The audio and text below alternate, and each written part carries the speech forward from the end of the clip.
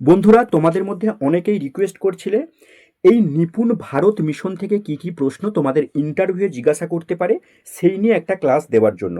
এবং বিশেষ করে তোমরা এটা জানতে চাইছিলে যে এই নিপুণ ভারত মিশনের সাথে সাথে FLN এই দুটোর মধ্যে মূল পার্থক্য কোথায়, এবং এই রিলেটেড অর্থাৎ নিপুণ ভারত মিশনের সাথে সাদৃশ্য রেখে আর যে যে সংস্থাগুলো রয়েছে সেগুলো সম্পর্কে ডিটেলস একটা ক্লাস দেওয়ার জন্য। তো আজকে তোমাদের কাছে এই নিপুণ ভারত মিশন এবং এই নিপুণ ভারত মিশনের সাথে FLN এর মূল পার্থক্য কোথায় এবং এর সাথে সাদৃশ্য রেখে আরও যে সমস্ত সংস্থাগুলো রয়েছে সমস্তটা আজকে আলোচনা করে দেব।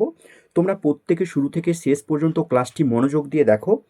আশা রাখছি তোমাদের এই রিলেটেড কোনো প্রশ্ন আগামী ইন্টারভিউ তোমাদের জিজ্ঞাসা করলে তোমরা সকল প্রশ্নের উত্তর করতে পারবে। এবং তোমাদের এখানে জানিয়ে রাখি, নিপুণ ভারত মিশন কিন্তু অত্যন্ত গুরুত্বপূর্ণ একটা মিশন, যেটা তোমাদের ইন্টারভিউর নিরিখে কিন্তু অত্যন্ত গুরুত্বপূর্ণ। তাই প্রত্যেকে শুরু থেকে শেষ পর্যন্ত মনোযোগ সহকারে আজকে ক্লাসটি দেখতে থাকো।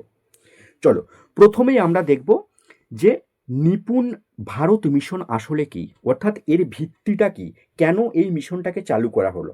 দেখো, জাতীয় শিক্ষানীতি 2020 চালু করার পর 2026-27 সালের মধ্যে যাতে তৃতীয় শ্রেণী শেষে প্রত্যেকটি শিক্ষার্থী পুঁথিগত শিক্ষার পাশাপাশি শিক্ষার্থীর সামগ্রিক বিকাশের জন্য যাতে প্রত্যেকটি শিক্ষার্থী অর্থপূর্ণভাবে পড়ার ক্ষমতা, লেখার দক্ষতা এবং বেসিক অঙ্ক বোঝার ক্ষমতা অর্জন করতে পারে, সেই লক্ষ্য নিয়েই জাতীয় শিক্ষানীতির মূল ভিত্তি হিসাবেই এই নিপুণ ভারত মিশনকে চালু করা হয়।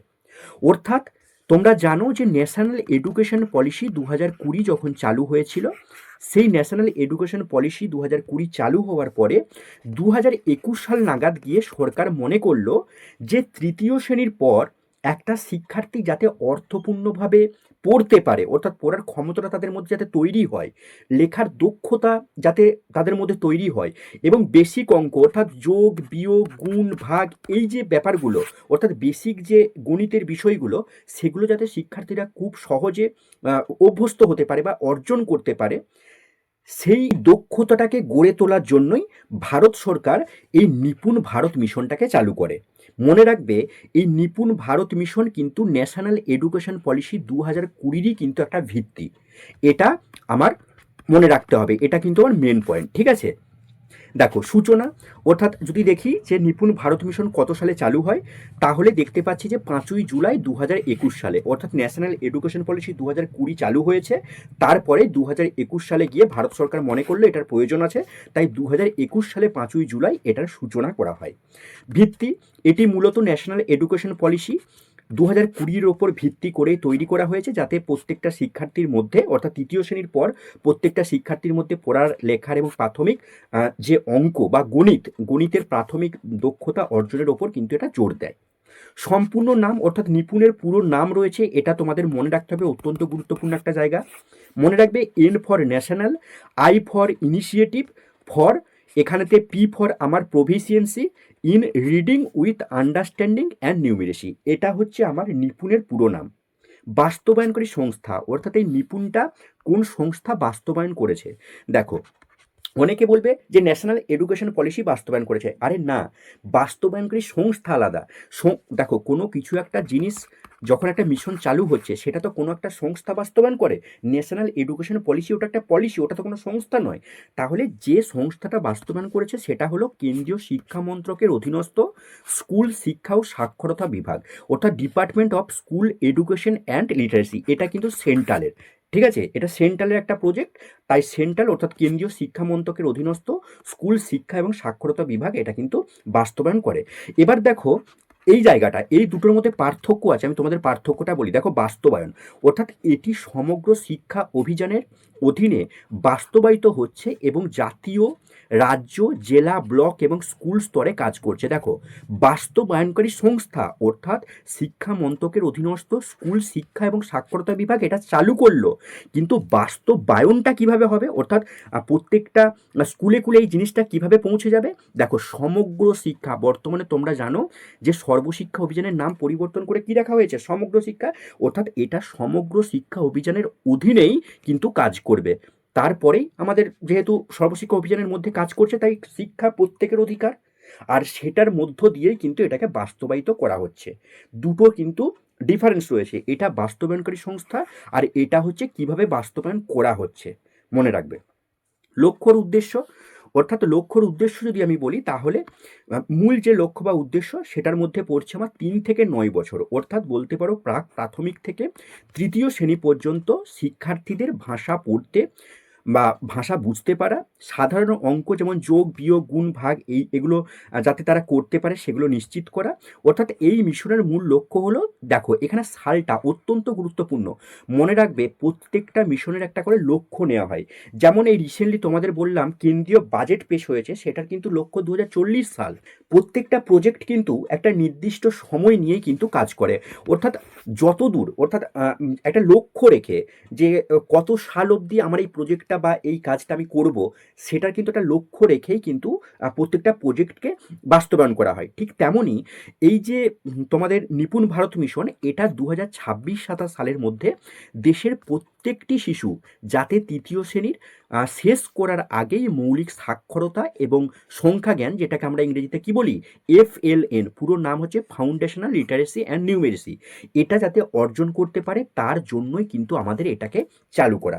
এবারে এই FLN, দেখো FLN আর নিপুণ ভারত মিশন এই দুটোর মধ্যে কিছুটা পার্থক্য রয়েছে, সেটা আমি তোমাদেরকে বুঝিয়ে দেব, একটু পরে আমি তোমাদেরকে বলে দিচ্ছি।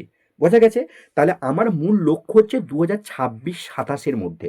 2026 দেখ, যেমন ধরো এই যে 8টি 2009, তোমরা দেখবে 8টি 2009টা যখন বাস্তবায়ন করা হয়েছিল সেটাতেও কিন্তু একটা লক্ষ্য নেওয়া হয়েছিল যে এত সালের মধ্যে প্রত্যেকটা শিক্ষার্থীর মধ্যে যাতে শিক্ষাটা পৌঁছে যায়। তেমনই এটা 2026-27 সালের মধ্যে যাতে তৃতীয় শ্রেণী শেষ করার পরে প্রত্যেকটা শিক্ষার্থী গণিতে দক্ষতা অর্জন করতে পারে, সাথে সাথে তারা ভাষার যে বিকাশ সেই বিকাশটাও যাতে তাদের মধ্যে হয় তার জন্যই কিন্তু মূলত এটা চালু করা। শিক্ষাদান পদ্ধতি, অর্থাৎ কিভাবে এটা মানে প্রয়োগ করা হবে, শিক্ষাদান পদ্ধতিটা কেমন হবে না, খেলার মাধ্যমে, যেটা আমরা জানি যে বিভিন্ন রকম খেলার মাধ্যমে শিশুদেরকে শিক্ষা দিলে কি হয়, তারা আনন্দদায়কভাবে সেটা গ্রহণ করে। অর্থাৎ খেলার মাধ্যমে শেখা, কাজের ভিত্তিতে শিক্ষা এবং আনন্দদায়ক শিক্ষার ওপর কিন্তু জোর দেওয়া হয়। অর্থাৎ এর মূল উদ্দেশ্যটাই তো তোমার তৃতীয় শ্রেণীর পরে শিক্ষার্থীরা যাতে গণিতে পারদর্শিতা লাভ করে তার জন্যই তো। এবারে দেখো, যেহেতু তারা ছোট, তৃতীয় শ্রেণী মানে তাদের প্রায় ওই 8-9 বছরের মতো বয়স, তো এখন এই সময়েতে একটা শিক্ষার্থীকে তুমি যদি মানে জোর করে যোগ করতে দাও তারা কিন্তু করবে না, বা তারা কিন্তু তুমি যে ক্লাসটা নিচ্ছ বা তুমি যেভাবে পড়াচ্ছ সেটা কিন্তু তারা গ্রহণ করবে না। তোমাকে কি করতে হবে, আনন্দদায়কভাবে, অর্থাৎ তাদেরকে কাজের ভিত্তিতে, অর্থাৎ তুমি বলতে পারো যে দেখো তো তোমাদের একটা হাতে কটা আঙুল রয়েছে, তারা গুনতে জানে, তাই না, তারা গুনতে জানে কিন্তু যোগ করতে জানে না, কিন্তু তুমি যোগ শেখাবে, তোমাদের একটা হাতে কটা আঙুল রয়েছে গুনে বলো তো, তখন তারা বলবে 1 2 3 4 5 এভাবে গুনে বলবে। এবারে তোমাদের আর একটা হাত রাখো, কাছেই রাখো, দিয়ে এখন গুনে বলো তো কটা আঙুল দেখতে পাচ্ছ, তখন ওরা বলবে 5টা দেখতে পাচ্ছি। তাহলে এবার দুটো হাত তোমার সামনে রাখো, দিয়ে এখন দেখো তো কতগুলো আঙুল দেখতে পাচ্ছ, তখন তারা বলবে যে 10টি। তখন তোমাকে বোঝাতে হবে তাহলে আগে আমি একটা হাতে দেখলাম 5টি আঙুল আর এখন দেখলাম 5টি আঙুল, দেখো দুটো হাতকে যদি আমি মিশিয়ে দিই তাহলে কটা আঙুল দেখতে পাচ্ছি, তখন তারা বলবে 1 2 করে গুনে গুনে বলবে 10টি। তখন তোমাকে বলতে হবে যে তাহলে 5, দেখো আগে ছিল 5টি আর এক হাতে দেখো রয়েছে 5টি, এখন এগুলোকে যদি আমরা মিশিয়ে দিই, মিশিয়ে দেওয়া মানেই হলো যোগ করা। তাই আমি এখানে যোগ করি, যদি দেখো তাহলে 5 আর 5-এ যদি যোগ করি তাহলে তখন তুমি 5-এর পর 6 7 8 9 এভাবে তুমি বলতে পারো যে 10 হচ্ছে। মানে তোমাকে অ্যাক্টিভিটি, কাজের ভিত্তিতে তোমাকে শিক্ষাটা দিতে হবে, অর্থাৎ যাতে শিক্ষার্থীরা খেলার মাধ্যমে এবং আনন্দদায়কভাবে শিক্ষাটাকে গ্রহণ করে, সেটাই বলা হচ্ছে। চলো নেক্সট, শিক্ষক প্রশিক্ষণ। দেখো শিক্ষকদের দক্ষতা বৃদ্ধির জন্য এই জায়গাটা তোমাদেরকে জানতে হবে, নিষ্ঠা, নিষ্ঠা এর মাধ্যমে বিশেষ করে প্রশিক্ষণের ব্যবস্থা করা। এটা আমি বলছি একটু পরেই যে নিষ্ঠাটা আসলে কি। পর্যবেক্ষণ, অর্থাৎ প্রতিটি শিশুর শেখার অগ্রগতি ট্র্যাক করা এবং শিক্ষামূলক উপকরণ, যেটা আমরা বলি যে টিচিং লার্নিং যে মেটেরিয়ালস, সেগুলোকে উন্নীত করা। ঠিক আছে, এবারে এই নিষ্ঠাটা কি তোমাকে জানতে হবে। দেখো এটার একটা পুরো নাম রয়েছে, এর পুরো নাম হলো national initiative for school heads and teachers holistic advancement, এটার পুরো নাম। এটা অ্যাকচুয়ালি ভারত সরকারের শিক্ষা মন্ত্রক কর্তৃক 2019 সালে চালু করা হয়েছিল। এটা সমন্বিত শিক্ষক প্রশিক্ষণ কর্মসূচি। অর্থাৎ এই নিষ্ঠা এটা কিন্তু শিক্ষক শিক্ষিকাদের একটা প্রশিক্ষণ কর্মসূচি। এটার যে মূল লক্ষ্য সেটা হলো প্রাথমিক স্তরের শিক্ষক এবং বিদ্যালয় প্রধানদের পেশাগত দক্ষতা বৃদ্ধি করে শিক্ষার গুণমান উন্নীত করা, এবং এটি সমগ্র মিশন বা সমগ্র শিক্ষা অভিযানেরই কিন্তু একটা অংশ। আগে আমরা দেখলাম যে সমগ্র শিক্ষা মিশনের মাধ্যমে কিন্তু এই নিপুণটাকে বাস্তবায়ন করা হচ্ছে। ঠিক তেমনই যেহেতু সমগ্র শিক্ষা মিশনের মাধ্যমে বাস্তবায়ন করা হচ্ছে, তাই নিঃসন্দেহে এটাও কিন্তু তার মধ্যেই ইনক্লুড করবে, তাই না? তো এখন এই যে নিষ্ঠা এটা কিন্তু মনে রাখবে, মূলত যদি তোমাকে জিজ্ঞাসা করে বলবে এটা একটা শিক্ষক শিক্ষিকাদের প্রশিক্ষণ কর্মসূচি, যার মাধ্যমে স্কুলের মানে অর্থাৎ তোমরা দেখতে পাচ্ছ যে স্কুলের বা বিদ্যালয়ের যে প্রধান যারা রয়েছেন তাদের পেশাগত দক্ষতা বৃদ্ধি করে শিক্ষার গুণমানকে উন্নীত করা, এটাই এটার মূল লক্ষ্য। ঠিক আছে, দেখো দেখতে পাবে যে প্রাথমিক বিদ্যালয়ের শিক্ষক এবং অধ্যক্ষদের সক্ষমতা বৃদ্ধি করা কার্যক্রম যদি বলি, তাহলে অনলাইন প্রশিক্ষণ, কুইজ এবং ইন্টারেক্টিভ সেশনের মাধ্যমে শিক্ষাবিদ্যা, শিশু বিকাশ এবং আইটিসি মানে তোমরা ওই যেটা জানো, আগে আমি তোমাদের বলেছিলাম সম্ভবত তোমাদের 44 নাম্বার যখন পিডিএফটা আমি প্রোভাইড করেছিলাম সেখানে সম্ভবত এগুলো থাকবে, যে ইনফরমেশন অ্যান্ড কমিউনিকেশন টেকনোলজি বা তথ্য এবং যোগাযোগ প্রযুক্তি যেটা আছে সেটার বিষয়ে প্রশিক্ষণ দেওয়া। এবার দেখো আইসিটি, এটা একটু জানো তোমরা যে এটা মূলত কিভাবে কাজ করে, মানে প্রাথমিক শিক্ষার্থীদের মধ্যে এটা কিভাবে কাজ করে। দেখো, অ্যানিমেশন, ভিডিও এবং গেমসের মাধ্যমে কঠিন বিষয়গুলো শিশুদের কাছে সহজে মানে তুলে ধরা। তোমরা দেখবে যে অনেক স্কুলে মানে একটু যে স্কুলগুলো মোটামুটি উন্নত মানের সেখানে দেখবে এই অ্যানিমেশন বা ভিডিওগ্রাফিকের মাধ্যমে কিন্তু অনেক কঠিন জিনিসগুলোকে তুলে ধরা হয়। অর্থাৎ তুমি যদি অ্যানিমেশনের মাধ্যমে যদি যোগের ধারণা শিক্ষার্থীদেরকে দাও, হ্যাঁ, সেটা দেখবে শিক্ষার্থীরা খুব সহজেই কিন্তু আনন্দদায়কভাবে সেটা কিন্তু গ্রহণ করছে। সেটাই কিন্তু এখানে বলা হচ্ছে যে আইসিটি প্রশিক্ষণের মাধ্যমে এর একটা শিক্ষার সুযোগ করে দেওয়া। অর্থাৎ যেখানের মধ্যে থাকবে অনলাইন প্রশিক্ষণ, কুইজ এবং ইন্টারেক্টিভ সেশনের মাধ্যমে শিক্ষাবিদ্যা, শিশুর বিকাশ এবং নানা রকম বিষয়গুলো রয়েছে। উদ্দেশ্য একই, অর্থাৎ উদ্দেশ্য যে শিক্ষার যে মান সেটাকে নিশ্চিত করা এবং বিদ্যালয়ের শিক্ষার গুণমানকে আরও বাড়ানো, এটাই মূলত এর উদ্দেশ্য। চলো এরপরে যদি আমরা দেখি যে সুফলতা, তোমাকে জিজ্ঞাসা করতে পারে যে নিপুণ ভারত মিশনের সুফলতা বা ভালো দিক কী রয়েছে, তাহলে তোমাকে বলতে হবে। এবার লোগোটা তোমরা একটু দেখে নাও যে এটা হচ্ছে নিপুণ যে ভারত মিশনের যে লোগো, তার লোগোটা আমি দেখো দিয়েছি প্রত্যেকটা জায়গা। অর্থাৎ দেখবে আমাদের মেটেরিয়ালসগুলো যদি তোমরা দেখো দেখতে পাবে যে যে যে জায়গাগুলো থেকে প্রশ্ন তোমাকে জিজ্ঞাসা করতে পারে সমস্ত জায়গাগুলো খুব সুন্দরভাবে তুলে ধরা হয়েছে, এবং তোমাদের পড়ার সুবিধার্থে পাট পাট করে যে জায়গাতে যে ছবি প্রয়োজন দেখো সেই জায়গাতে সেই ছবি আমরা দিয়েছি। তোমরা দেখতে পাবে প্রত্যেকটা মেটেরিয়ালস কিন্তু এভাবেই তৈরি করা। সুফলতা এবং ভালো দিক যদি দেখি তাহলে তৃতীয় শ্রেণীর শেষে প্রতিটি শিশু যেন সাবলীলভাবে পড়তে, বুঝতে এবং সাধারণ অঙ্ক অর্থাৎ যোগ, বিয়োগ, গুণ, ভাগ এগুলো যেন তারা করতে পারে সেটা নিশ্চিত করা প্রথম। দ্বিতীয়ত খেলা এবং কার্যক্রম ভিত্তিক, যেটা আমরা বারবার ধরে বলি যে অ্যাক্টিভিটি বেসড যে শিক্ষা, অর্থাৎ শিখন পদ্ধতিটা যেন অ্যাক্টিভিটি বেসড হয় এবং খেলার মাধ্যমে যাতে তারা শিক্ষাটা লাভ করতে পারে তার জন্য পাঠদানকে আমাকে খেলার ছলে শেখাতে হবে, তাদেরকে আনন্দদায়কভাবে শিক্ষাটা উপস্থাপন করতে হবে, যা শিশুদের শেখার প্রতি আগ্রহ বাড়াতে সাহায্য করে।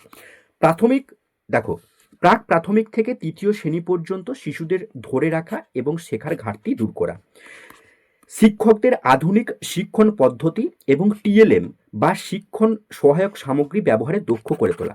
দেখছো এই যে পয়েন্টটা, অর্থাৎ এই যে তোমাদেরকে বললাম এই নিষ্ঠা, এই নিষ্ঠার মূল উদ্দেশ্যই কিন্তু শিক্ষক যারা রয়েছেন অর্থাৎ যারা বিদ্যালয়ের মূল দায়িত্বে থাকে তাদেরকে প্রশিক্ষণ দিয়ে শিক্ষাটাকে একটা শিক্ষার্থীর কাছে যাতে সার্বিক বিকাশের জন্য কি কি প্রয়োজন, একটা শিক্ষার্থীকে আগামী দিনের সুনাগরিক গড়ে তোলার জন্য কি কি দরকার সেগুলোকে ঠিকভাবে পরিচালনা করার জন্যই কিন্তু এই নিষ্ঠা, এই যে প্রজেক্ট বা প্রকল্প বা এই যে কর্মসূচি এটাকে কিন্তু নিয়ে আসা হয়। ঠিক আছে, এরপরে দেখো 4 নম্বর পয়েন্ট যদি আমরা দেখি দেখতে পাবো শিক্ষকদের আধুনিক, এটা দেখলাম। 5 নম্বরে দেখো রয়েছে প্রত্যেকটি শিশুর শেখার অগ্রগতির ওপর নিয়মিত নজরদারি করা যাতে কোনো শিশু পিছিয়ে না পড়ে, আর মাতৃভাষায় শিক্ষার ওপর জোর দিয়ে স্থানীয় ভাষার মাধ্যমে শিখনে সহায়তা করা যা প্রত্যন্ত অঞ্চলের শিশুদের জন্য সুবিধাজনক হয়। এগুলোই মূলত সুফলতা বা এগুলোই ভালো দিক। তোমাকে যদি জিজ্ঞাসা করো তোমরা তোমাদের পছন্দ মতো যে কোনো দুটো পয়েন্ট মনে রাখলেই হবে। নিপুণ ভারত মিশন, এই যে এই জায়গাটা তোমাদের অত্যন্ত গুরুত্বপূর্ণ। দেখো, এই নিপুণ ভারত মিশন এবং এই FLN এদের মূল পার্থক্যটা কোথায়? দেখো, FLN এটার পুরো নাম কি? Foundational literacy and numeracy. এখন এটা কি বলতো, এটা হলো একটা লক্ষ্য বা দক্ষতা। তোমরা প্রত্যেকেই জানো যে তৃতীয় শ্রেণীর পর একটা শিক্ষার্থীর মধ্যে যোগ বিয়োগ গুণ ভাগ অর্থাৎ গণিতের বেসিক যে ধারণা সেটা তৈরি করে দেওয়াটাই হচ্ছে আমার FLN, অর্থাৎ এটা একটা দক্ষতা। আর এই দক্ষতাটাকে অর্জন করার জন্য সরকারি যে কর্মসূচি সেটাই হচ্ছে আমার এই নিপুণ ভারত মিশন। বোঝা গেছে? অর্থাৎ এই FLN এটা এটা একটা কি লক্ষ্য বা দক্ষতা। আর এই লক্ষ্যে পৌঁছানোর জন্য বা এই দক্ষতাটাকে অর্জন করার জন্যই ভারত সরকার নিপুণ ভারত মিশনটাকে চালু করেছে। আশা করছি এদের যে পার্থক্য বা এদের যে মূল মানে দুটোর মধ্যে পার্থক্য সেটা তোমরা প্রত্যেকে বুঝতে পেরেছো। দেখো, ভারতের মৌলিক সাক্ষরতা এবং সংখ্যাজ্ঞান, যেটা আমরা FLN বলছি, এটা নিশ্চিত করার লক্ষ্যে কিন্তু নিপুণ ভারত মিশনটি 5ই জুলাই 2021 তারিখে কেন্দ্রীয় শিক্ষা মন্ত্রক চালু করে। বোঝা গেছে? আমার নিপুণ ভারত মিশন টোটাল কমপ্লিট। যা কিছু প্রশ্ন তোমাদের দেখ না কেন তোমরা এর মধ্যেই কমন পেয়ে যাবে। মূলত তোমাদের নিপুণ ভারত মিশন থেকে এগুলোই তোমাদের জানতে হবে। এরপরে আমরা দেখব যেটা এই নিপুণ ভারত মিশনটির একটা অংশ হলো এই পারাক। এই পারাক আসলে কি আমরা এবার দেখব। দেখো, এটারও একটা পুরো নাম রয়েছে। এর পুরো নাম হলো performance assessment review and analysis of knowledge for holistic development. অর্থাৎ তোমরা দেখতেই পাচ্ছ এখানে ডেভেলপমেন্ট এবং অ্যাসেসমেন্ট এই দুটোর কথা কিন্তু বলা হচ্ছে, অর্থাৎ মূল্যায়নের সাথে কিছু একটা ব্যাপার রয়েছে, তাই তো? নামটা শুনেই তোমরা বুঝতে পারছো। দেখো, এটা এটা হচ্ছে ভারতের NCERT। দেখো, NCERT তোমরা প্রত্যেকে জানো, আমি এই নিয়ে তোমাদের মেটেরিয়ালসে দিয়েছি এবং এটার কাজ কি তোমরা প্রত্যেকে জানো। তো এই যে পারাক, এটা হলো ভারতের NCERTর অধীনে প্রতিষ্ঠিত একটি স্বাধীন জাতীয় মূল্যায়ন কেন্দ্র। অর্থাৎ এটা কিন্তু একটা জাতীয় মূল্যায়ন কেন্দ্র যা ন্যাশনাল এডুকেশন পলিসি 2020 এর অধীনে কাজ করে। এটি দেশের স্কুল বোর্ডগুলির মধ্যে সামঞ্জস্য বজায় রাখা, শিক্ষার্থীদের সামগ্রিক মূল্যায়নের মান নির্ধারণ, শিক্ষার মানোন্নয়নে দক্ষতা ভিত্তিক পরীক্ষার প্রচলন করে। এটাই আমাদের পারাক। বোঝা গেছে? তাহলে দেখো, এবং মনে রাখবে এটা অত্যন্ত গুরুত্বপূর্ণ একটা পয়েন্ট। দেখো, আমি ওর জন্য রেড কালারের কিন্তু আন্ডারলাইন করে দিয়েছি। এটা ভারতের প্রথম জাতীয় মূল্যায়ন নিয়ন্ত্রক সংস্থা, অর্থাৎ ন্যাশনাল অ্যাসেসমেন্ট রেগুলেটর। এটা প্রথম, অর্থাৎ ভারতের এটা প্রথম কিন্তু জাতীয় মূল্যায়ন নিয়ন্ত্রণ সংস্থা। এটা কিন্তু মনে রাখবে, খুব গুরুত্বপূর্ণ একটা পয়েন্ট। পূর্ণরূপ তোমাদের আগে আমি বললাম। এবার অনেক সময় তুমি যখন ইংরেজি বলছো, ইংরেজির সাথে সাথে তোমাকে ইন্টারভিউ বাংলাটাও জিজ্ঞেস করে। অর্থাৎ তোমাকে বলতে পারে যে আচ্ছা, আপনি যে ইংরেজিটা বললেন পূর্ণ নামটা, এটার বাংলা কি আপনি বলতে পারবেন? তার জন্য একটু জেনে যাওয়াটা প্রয়োজন আছে। সার্বিক উন্নয়নের জন্য কার্যক্ষমতা মূল্যায়ন, পর্যালোচনা এবং জ্ঞানের বিশ্লেষণ, এটাই হচ্ছে আমার এই ইংরেজিটার বাংলা। ঠিক আছে? তো এগুলো জানতে পারো, বা যারা তোমরা প্রত্যেকে জানো এটা ছোট জিনিস, তো সেখান থেকেই তোমরা এটা বুঝতে পারছো যে ইংরেজিটা দিয়েই বাংলার মিনিংটা বুঝতে পারছো। তবু একটু জেনে যাবে, কারণ হঠাৎ করে দেখো তুমি তো টাইম পাচ্ছ না, না? তোমাকে কয়েক সেকেন্ডের মধ্যে উত্তর করতে হবে। তুমি তো ওখানে টাইম পেতে তাহলে কিন্তু তুমি বলে দেবে, কিন্তু তুমি তো টাইমটাই পাবে না। তাই একটু জেনে যাওয়াটাই ভালো। প্রতিষ্ঠা যদি আমরা দেখি পারাক কবে সালে, কত সালে প্রতিষ্ঠা হয়, তাহলে 2023 সালের ফেব্রুয়ারিতে NCERTর অধীনে কিন্তু এই স্বাধীন ইউনিটটি প্রতিষ্ঠিত হয়। মনে রাখবে এটা কিন্তু মূল্যায়ন কেন্দ্র একটা। দেখো, মূল লক্ষ্য ভারতের বিভিন্ন রাজ্য এবং কেন্দ্রীয় শিক্ষা বোর্ডগুলির মধ্যে মূল্যায়ন পদ্ধতিতে সমতা বা মানদণ্ড আনাই কিন্তু এটার মূল লক্ষ্য। এবারে এটার সাথে সাথেও তোমরা দেখেছো, তোমাদের এর আগের দিন আমি মেটেরিয়ালসে দিয়েছিলাম NAS, অর্থাৎ ন্যাশনাল অ্যাচিভমেন্ট সার্ভে, এবং স্টেট অ্যাচিভমেন্ট সার্ভে SAS, দুটো কি আমি ডিটেলস তোমাদের বলেছি। এর মতো বড় আকারের পরীক্ষা ও সমীক্ষাও কিন্তু পরিচালনা করে থাকে এই আমাদের পারাক। তার সাথে সাথে দেখো PISA, অর্থাৎ programme for international student assessment, এর মতো আন্তর্জাতিক মানের পরীক্ষার ক্ষেত্রেও ভারতের অংশগ্রহণ কিন্তু তদারকি করে এই পারাক। দৃষ্টিভঙ্গি দেখো, প্রথাগত মুখস্থ বিদ্যার বদলে শিক্ষার্থীদের বিশ্লেষণাত্মক এবং ধারণাগত জ্ঞান মূল্যায়নের ওপর জোর দেওয়া, অর্থাৎ শিক্ষার্থীদের শুধুমাত্র পড়াশোনা, তারা যে বই পড়ছে, শুধুমাত্র এই যে পুঁথিগত শিক্ষা, শুধুমাত্র পড়াশোনায় নয়, বরং তাদের আচরণ, সৃজনশীলতা, শারীরিক বিকাশের একটি 360 ডিগ্রি, অর্থাৎ একদম সমগ্র যে বিকাশ, সেই সমগ্র বিকাশের একটা রিপোর্ট কার্ড তৈরি করা। কার্যক্রম, এটি প্রধানত মনে রাখবে তৃতীয়, দেখো তোমরা এই যে আগে তোমাদের যখন এনএস এবং এসএস দিয়েছিলাম সেখানেও দেখবে শ্রেণী উল্লেখ ছিল, অর্থাৎ কোন শ্রেণীর জন্য ন্যাশনাল অ্যাচিভমেন্ট সার্ভে করা হয়, কোন শ্রেণীর জন্য স্টেট অ্যাচিভমেন্ট সার্ভে করা হয়, শ্রেণীগুলো তোমরা মনে রাখবে। তেমনই এটাও মনে রাখবে তৃতীয়, ষষ্ঠ এবং নবম শ্রেণীর জন্য কিন্তু শিক্ষার্থীদের শেখার দক্ষতা যাচাই করে জাতীয় শিক্ষানীতি 2020 সুপারিশে এটা কিন্তু বাস্তবায়নের কাজ করছে। এটা আমাদের মূলত পারাকের কাজকর্ম। এবার গুরুত্ব এবং ফলাফল দেখব, এবং তার সাথে আমরা দেখব এই পারাকের পরে আমরা দেখব যে পারাকের একটা সমীক্ষা রিসেন্টলি সামনে এসেছে, তো এই সমীক্ষাতে কি কি উঠে আসছে সেটাও তোমাদের জানাবো। দেখো প্রথম পয়েন্টটা অত্যন্ত গুরুত্বপূর্ণ, তার কারণ তোমরা দেখবে যে এইচএস দেবার পরে যখন কোনো শিক্ষার্থী প্রথম কলেজে পড়াশোনার জন্য যায়, তো দেখবে বিভিন্ন শিক্ষার্থী বিভিন্ন বোর্ডে পড়াশোনা করে তারপরে কলেজে যায়।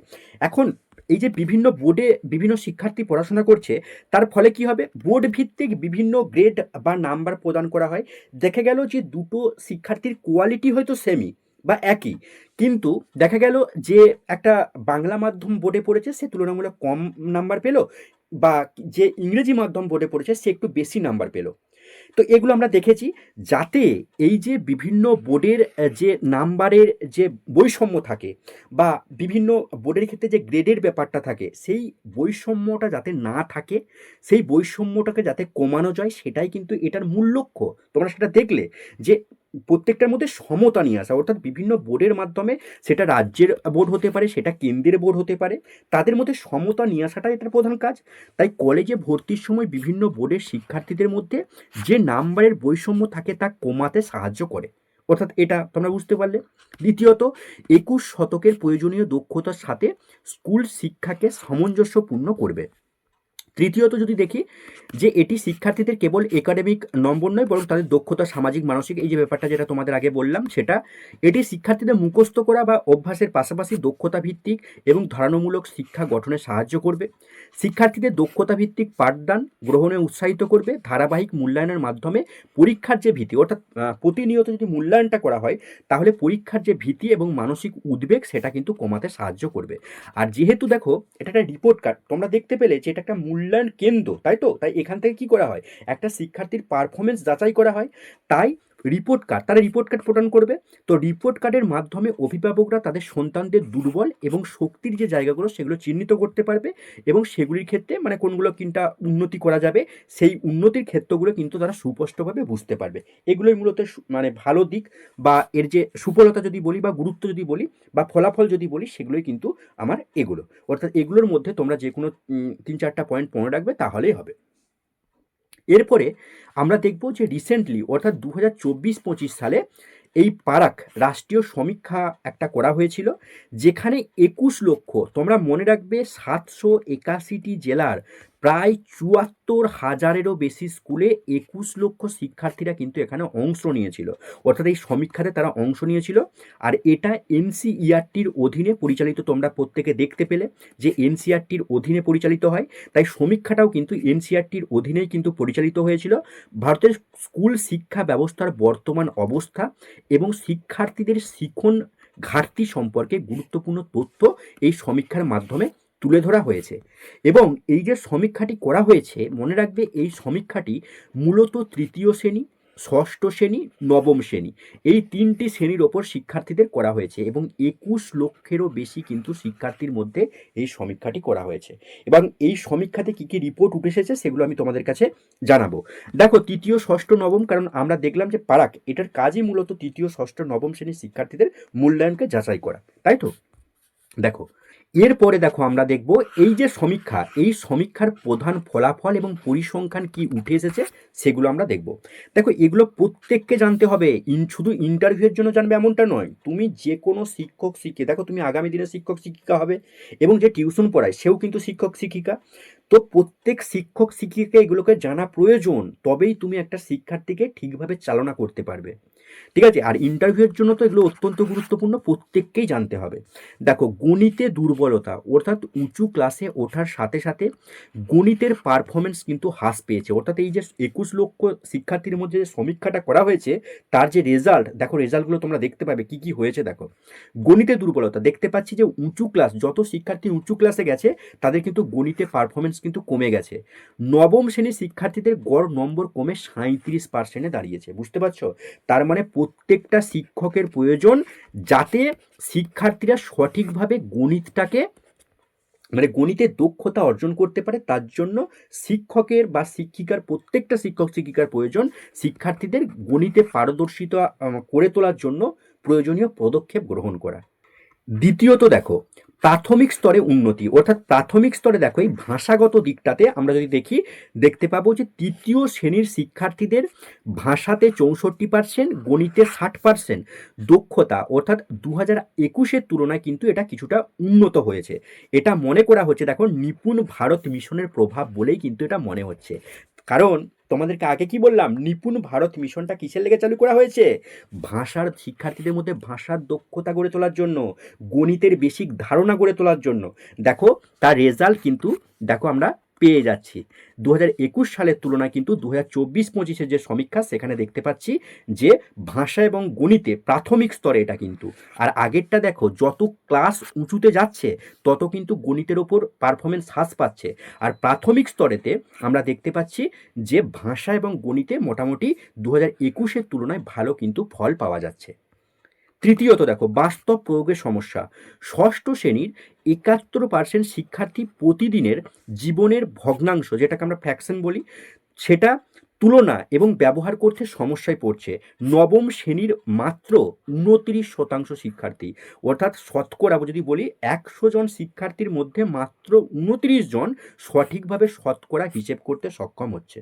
মানে বুঝতে পারছো কেন এই যে গণিতের দুর্বলতা, যত উঁচু ক্লাসে গেছে গণিত কিন্তু ভুলে যাচ্ছে। কারণ কি? এটার মূল যে কারণ, সেটা তো শিক্ষার্থী কখনো কারণ হতে পারে না। এর মূল কারণটাই হলো শিক্ষক এবং শিক্ষা ব্যবস্থা। শিক্ষক ঠিকভাবে শেখাতে পারছে না বলেই কিন্তু একটা শিক্ষার্থী শিখতে পারছে না। এটা তাই প্রত্যেকটা শিক্ষকের প্রয়োজন যাতে শিক্ষার্থীরা গণিতে দক্ষ হয়, তার জন্য প্রয়োজনীয় কৌশল অবলম্বন করা। সেটা বিভিন্নভাবে হতে পারে।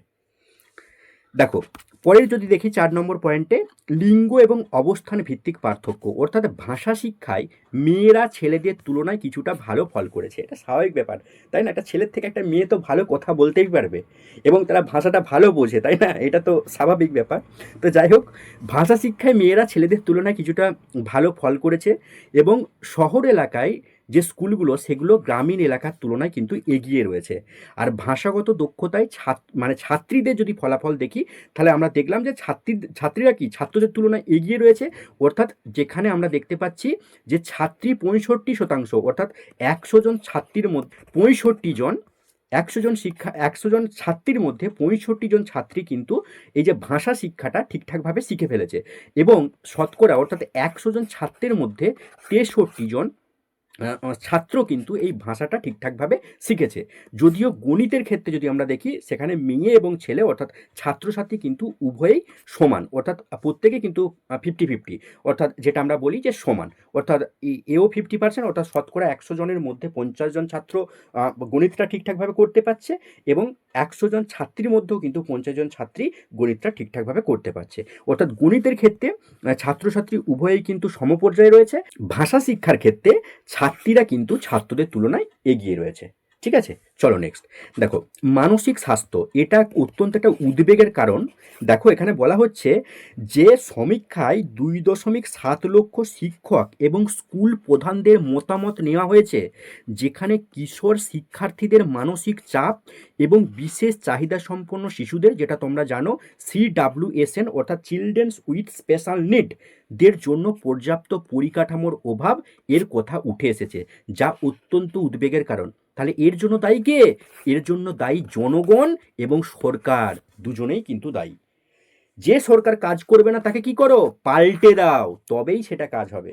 আর শিক্ষা নিয়ে প্রত্যেকটা দেখো, সেটা বর্তমানে যে সরকার রয়েছে তোমরা প্রত্যেকে জানো, এবং সেন্ট্রালে যে সরকার রয়েছে তোমরা তাদেরকেও জানো। তো সরকারের মূল উদ্দেশ্য পরিষ্কার, শিক্ষাটাকে নষ্ট করে দাও। তাহলে কি হবে না, তুমি যদি ভুল কাজ করো সেগুলো মানে প্রশ্ন করার যে ক্ষমতা সেটা কিন্তু জন্মাবে না, তাই না? পেটে শিক্ষা না থাকলে তুমি ভুল মানে কেউ ভুল করছে কি ভালো কাজ করছে কি খারাপ কাজ করছে সেটা তো আমি বুঝতে পারবো না। তাই শিক্ষাটাকে ধ্বংস করে দাও। কি অবস্থা ভাবো, যেই সমীক্ষাতে উঠে আসছে যেখানেতে যে যারা বিশেষ চাহিদা সম্পন্ন শিশু রয়েছে তাদের জন্য পর্যাপ্ত পরিকাঠামো নেই। তাহলে এর জন্য দায়ী কে? এর জন্য দায়ী কিন্তু একমাত্র সরকার। সরকারের উচিত ইমিডিয়েট এটার কিন্তু ব্যবস্থা করা। দেখো নেক্সট, শীর্ষ। এবারে এখানে কিন্তু এই জায়গাগুলো আমাদের একটু জানতে হবে। শীর্ষ পারফর্মিং যে রাজ্যগুলো রয়েছে তার মধ্যে প্রথম স্থান অর্জন করেছে পাঞ্জাব, দ্বিতীয় স্থান কেরল, হিমাচল প্রদেশ তৃতীয়, চণ্ডীগড় চতুর্থ, দাদরা এবং নগর হাভেলি এবং দমন দিউ। দেখো এখানে তোমাদেরকে বলে দিই যে এখানে যদি কেন্দ্রশাসিত অঞ্চল বলা হয় তাহলে প্রথম কিন্তু চণ্ডীগড় আর দ্বিতীয় কিন্তু রয়েছে দাদরা এবং নগর হাভেলি এবং দমন ও দিউ। এই দুটো কিন্তু কেন্দ্রশাসিত অঞ্চল, বাকিগুলো অর্থাৎ পাঞ্জাব রাজ্য হিসেবে প্রথম রয়েছে পাঞ্জাব, দ্বিতীয় কেরল আর তৃতীয় হিমাচল প্রদেশ। কেন্দ্রশাসিত অঞ্চল হিসাবে চণ্ডীগড় প্রথম, দাদরা নগর হাভেলি এবং দমন দিউ দ্বিতীয়। আর যদি তোমার পাঁচের মধ্যে র্যাঙ্ক করা হয় অর্থাৎ পরপর পাঁচটা, তাহলে পাঞ্জাব, কেরল, হিমাচল প্রদেশ, চণ্ডীগড়, দাদরা নগর হাভেলি এবং দমন ও দিউ। এই গেল মূলত তোমাদের নিপুণ ভারত মিশন।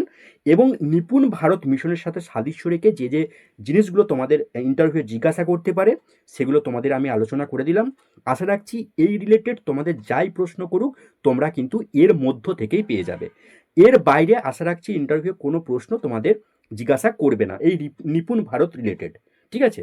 তো তোমরা যদি আমাদের এই মেটেরিয়ালসগুলো নিতে চাও তাহলে অবশ্যই এই স্ক্রিনে দেওয়া যে নাম্বারটি রয়েছে সেখানে অনলি হোয়াটসঅ্যাপ করে তোমরা কিন্তু মেটেরিয়ালসগুলো কালেক্ট করতে পারবে। প্রত্যেকে ভালো করে প্রিপারেশন করো এবং প্রত্যেকে আগামী দিনের ইন্টারভিউয়ের জন্য ভালোভাবে ডেমো প্র্যাকটিস করতে থাকো। তার সাথে সাথে এই যে মেটেরিয়ালসগুলো কিন্তু ভালোভাবে পড়ো, প্রত্যেকটা জায়গা খুঁটিয়ে পড়তে থাকো। দেখবে তোমরা যখন ইন্টারভিউ দিতে যাবে সেখানে দেখবে কোনো প্রশ্নই কিন্তু তোমাদের অজানা থাকছে না। তো যাই হোক, প্রত্যেকে ভালোভাবে পড়াশোনা করো, প্রত্যেকে ভালো করে প্রিপারেশন নাও, ডেমো প্র্যাকটিস করো। প্রত্যেকের জন্য আগামী দিনের শুভ কামনা রইল। প্রত্যেকে ভালোভাবে ইন্টারভিউ দাও।